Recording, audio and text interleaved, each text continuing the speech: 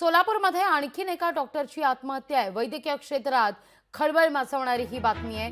आदित्य नंबियार असं आत्महत्या केलेल्या शिकाऊ डॉक्टरचं नाव आहे।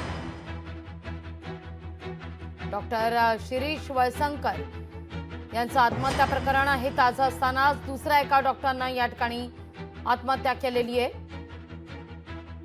MBBS शिक्षण नुकतंच पूर्ण झाल्याची प्राथमिक माहिती सुद्धा समोर येते। डॉक्टर आदित्य नंबियार असं त्या व्यक्तीचं नाव आहे।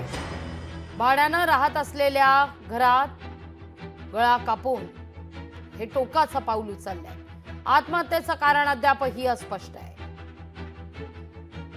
अधिक माहिती घेऊया आपले प्रतिनिधी वसीम अत्तार यांच्याकडून। वसीम, काय यामागचं कारण आहे, नेमका काय संकेत पोहोचतायत?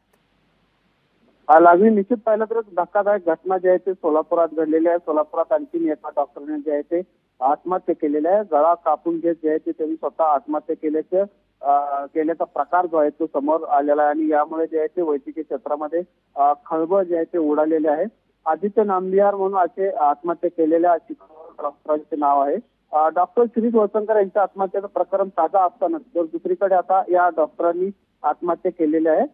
नुकतंच जे आहे ते आदित्य नांबियार यांनी जे आहे ते MBBSचं शिक्षण पूर्ण झाल्यानंतर प्राथमिक माहिती देखील जे आहे ती यावेळी समोर आलेली आहे।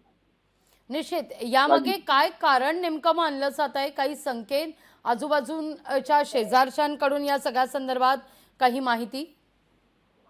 लागू याबाबत अद्याप काय माहिती जी आहे ते समोर आलेली नाही। मात्र आत्महत्येचं कारण देखील जे आहे ते समोर आलेलं नाही। याबाबतचा तपास जो आहे ते सोलापूर पोलीस करीत आहेत। धन्यवाद वसीम, तुम्ही दिलेल्या या माहिती करता।